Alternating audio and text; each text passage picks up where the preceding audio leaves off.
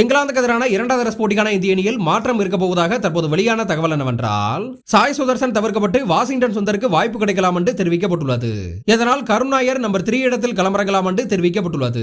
கடந்த ஹெட்டிங்லே டெஸ்ட் போட்டி தான் சாய் சுதர்சனுக்கு அறிமுக டெஸ்ட் போட்டி என்றாலும் கூட அவர் அவுட் ஆன விதமானது ஏற்றுக்கொள்ளும்படியாக இல்லை. இதே போலத்தான் கருண் நாயரும் கூட ஏமாற்றத்தை கொடுத்தார் என்றாலும் கூட அனுபவமானது அவருக்கு இருப்பதால் மீண்டும் அணியில் இடம் கிடைக்க வாய்ப்பாக இருக்கலாம். குறிப்பாக ஷர்துல் தாக்கூருக்கு பதிலாக நிதிஷ்குமார் ரெட்டி அணியில் இடம்பெற வாய்ப்புள்ளதாக தெரிவிக்கப்பட்டுள்ளது. மேலும் பும்ராக்கு பதிலாக ஆகாஷ்தீப் அணியில் இடம்பெற வாய்ப்புள்ளதாக தெரிவிக்கப்பட்டுள்ளது.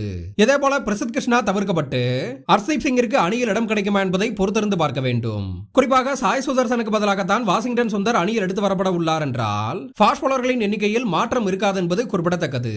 எனவே வாஷிங்டன் சுந்தரின் வருகையால் ஜடேஜாவோடு சேர்த்து 2 ஸ்பின்னராக இருக்கும் பொழுது போட்டியின் 4 மற்றும் 5வது நாளில் இந்தியா ஸ்பின் பவுலிங்கில் தாக்கத்தை ஏற்படுத்துமா என்பதை பொறுத்திருந்து பார்க்க வேண்டும்.